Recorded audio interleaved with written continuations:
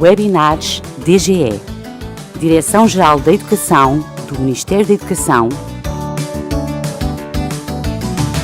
divulgação de projetos, iniciativas e boas práticas na educação portuguesa. Bem-vindas e bem-vindos a mais um webinar DGE. Hoje, sobre iniciativas europeias de apoio à mobilidade e orientação a nível do percurso educativo, formativo e de inserção no mercado de trabalho. No webinar de hoje, abordaremos 3 destes instrumentos, designadamente o Europass, a Rede Euroguidance e o Quadro Europeu de Qualificações. Para nos falar sobre cada um destes instrumentos, temos hoje connosco a doutora Catarina Oliveira, do Centro Europass da Agência Nacional Erasmus+, a doutora Sandra Lameira, da Agência Nacional para a Qualificação e o Ensino Profissional, que nos irá falar sobre o Quadro Europeu de Qualificações, e eu, que irei falar um pouco sobre a Rede Euroguidance. Doutora Catarina Oliveira, doutora Sandra Lameira, muito obrigado por terem aceito o nosso convite. Começaria então por pedir à doutora Catarina Oliveira para nos falar um pouco do Europass. Antes de mais, gostaria de agradecer à DGE este amável convite. É para mim um grande prazer poder participar nesta vossa iniciativa e espero também poder contribuir, no fundo, para divulgar um pouco sobre o Europass.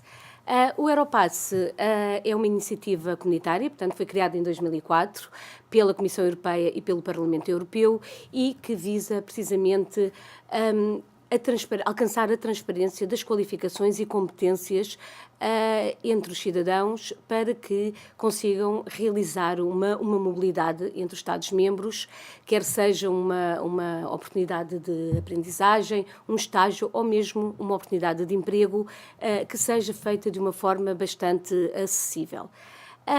O Europass, como eu falei, é um conjunto, é uma iniciativa comunitária, sendo um conjunto de 5 documentos. Como podem ver no slide, existe o Europass Currículo Vitae, que é um documento em que permite precisamente fazer o registro da formação, do percurso profissional, das competências adquiridas ao longo da vida, para entregar, obviamente, para uma oportunidade de emprego. Existe também o Europass Passaporte de Línguas, que acaba por ser um currículo linguístico em que o titular vai restar os seus conhecimentos em línguas estrangeiras adquiridas em contexto não formal da educação. Portanto, estes 2 documentos são preenchidos pelo próprio cidadão, ou seja, cada um de nós é responsável pela informação, pelo conteúdo que estes mesmos 2 documentos contêm. Outro documento do Europass é o Europass Mobilidade e, neste caso, tem que haver aqui um projeto de parceria entre uma instituição de acolhimento no estrangeiro, uma instituição de envio, no caso será a portuguesa, e o candidato, portanto o titular que vai em mobilidade. Portanto, para que o seu titular possa beneficiar deste documento, tem que haver de facto um percurso de mobilidade.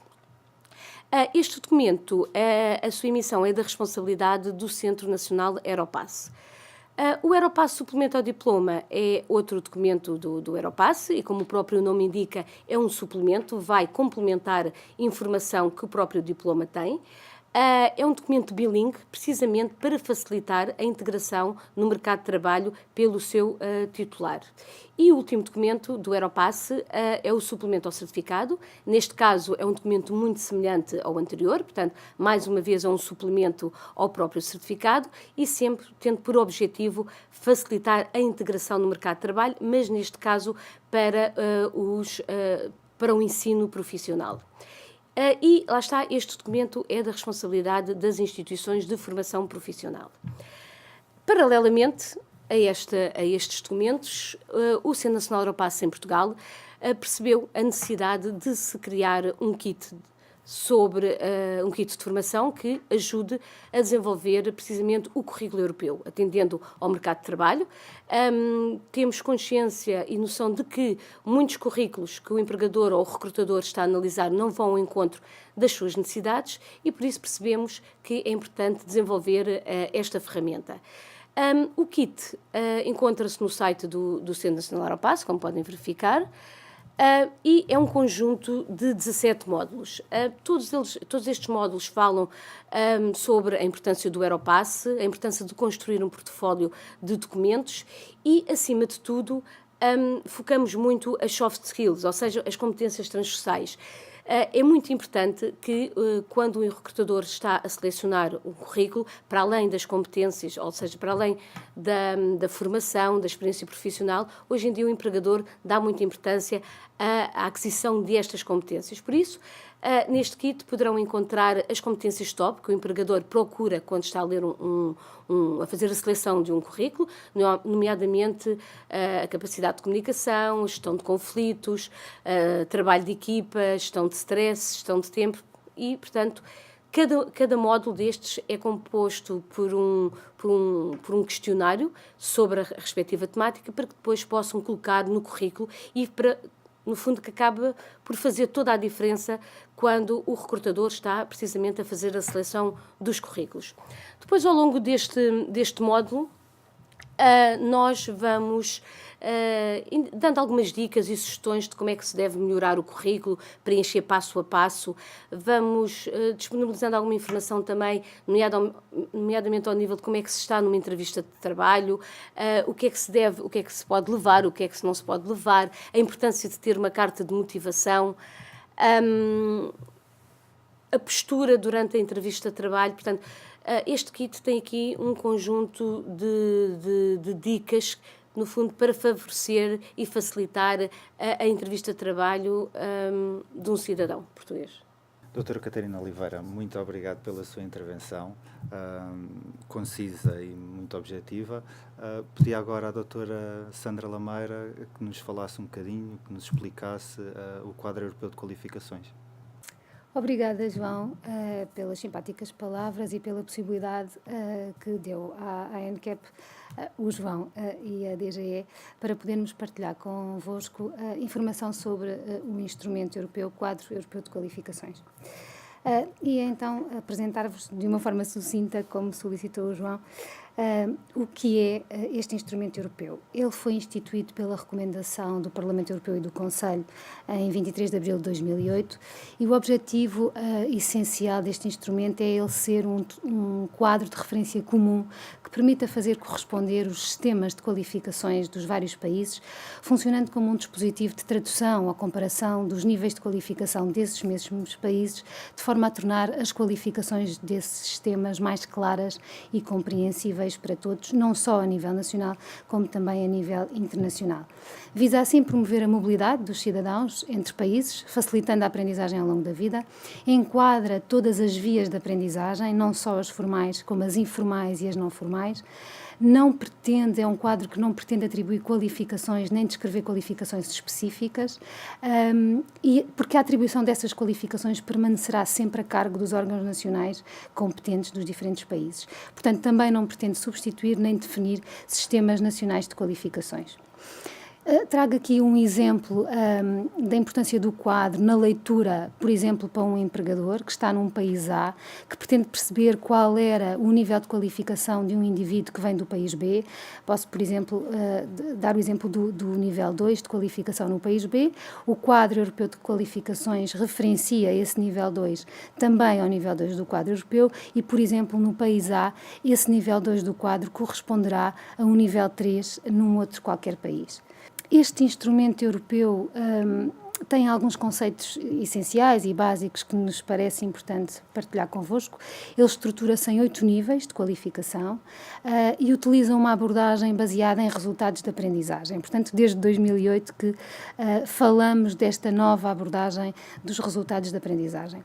A leitura que devemos fazer deste conceito de resultados de aprendizagem é uma leitura transversal, portanto, lendo conjuntamente o que são conhecimentos, aptidões e competências para cada um dos níveis do quadro europeu de qualificações, assumindo assim que essa leitura resulta então do que possibilita uma leitura dos resultados de aprendizagem, que são essencialmente o enunciado do que um aprendente conhece, compreende e é capaz de realizar quando da conclusão de um processo de aprendizagem descrito em termos destes 3 indicadores descritores: conhecimentos, aptidões e competência.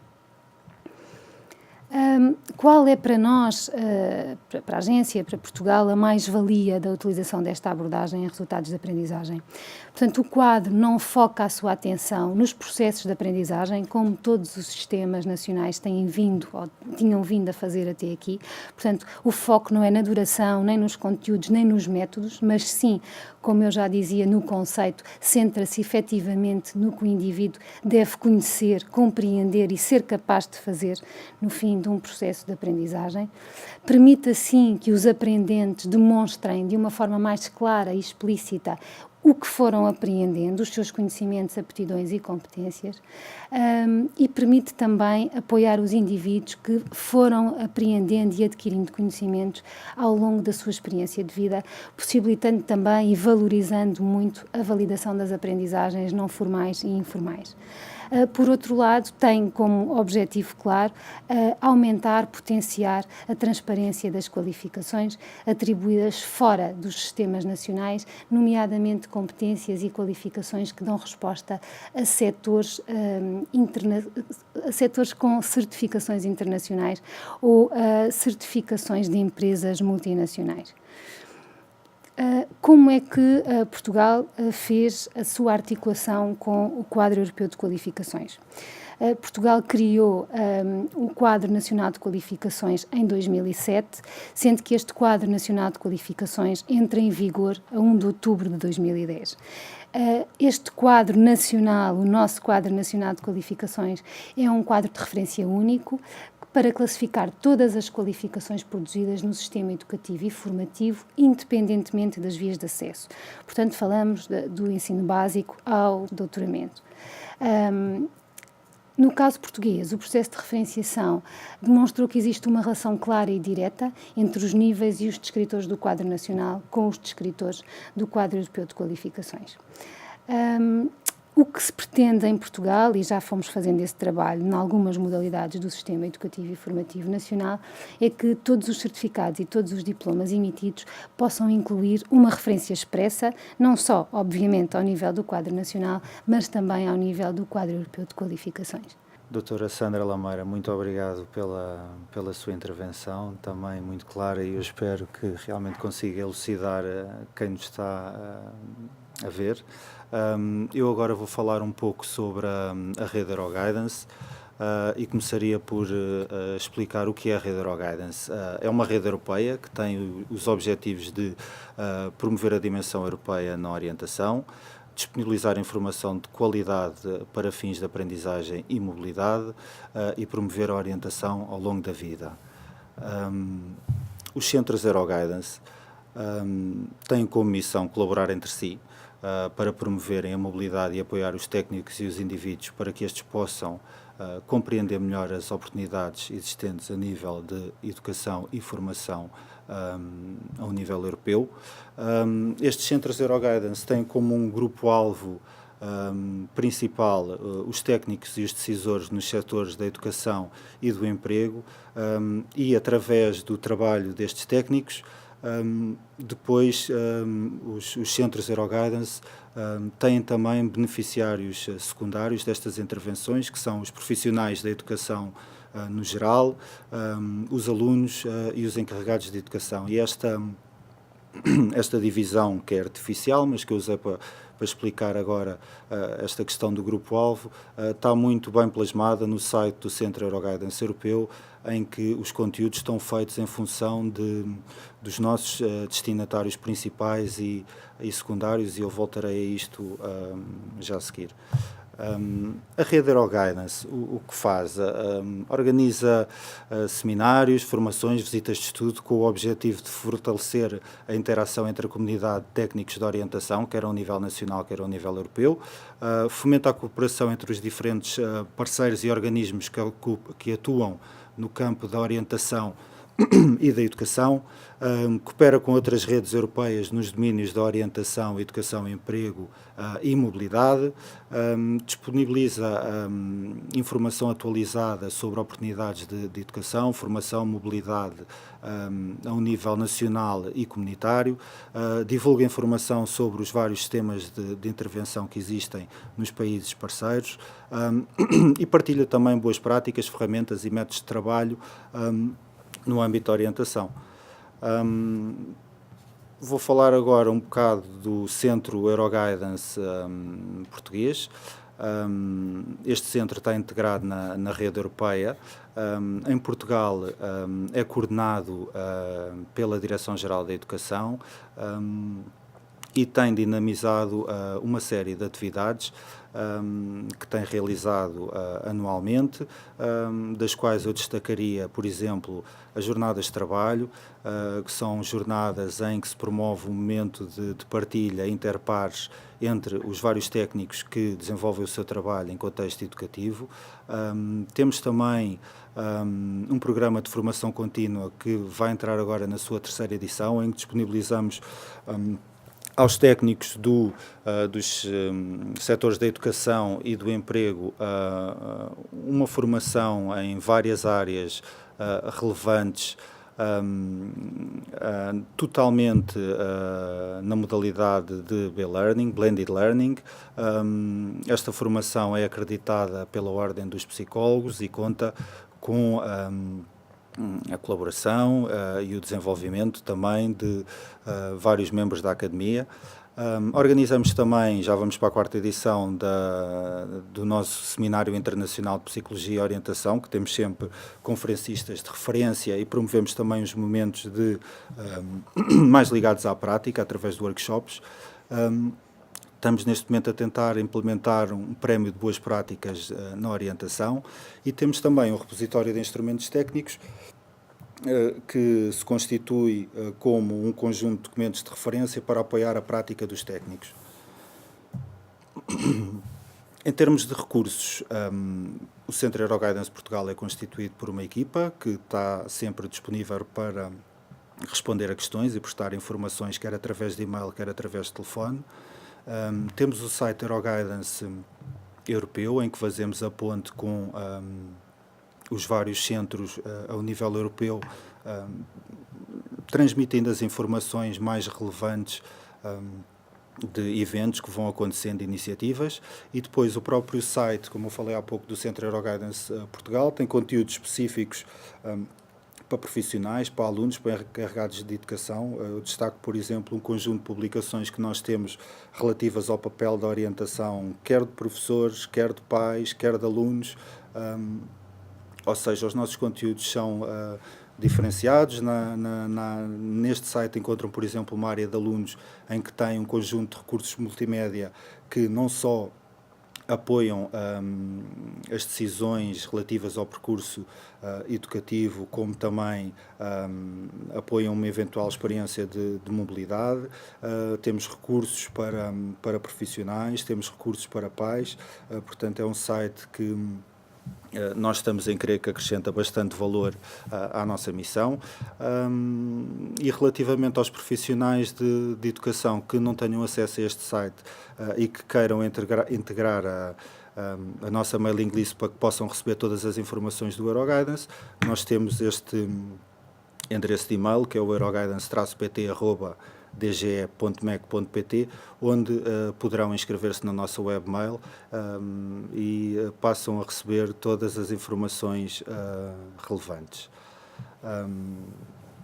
Relativamente ao Centro Euroguidance, eram estas ideias que eu queria passar.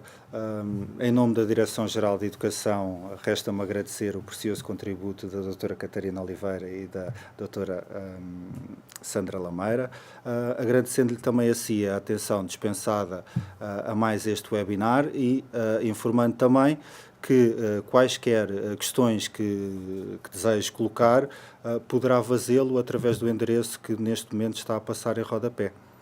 Muito obrigado.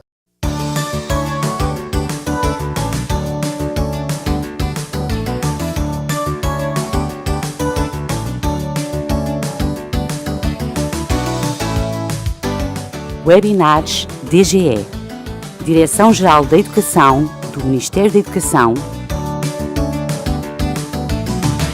divulgação de projetos, iniciativas e boas práticas na educação portuguesa.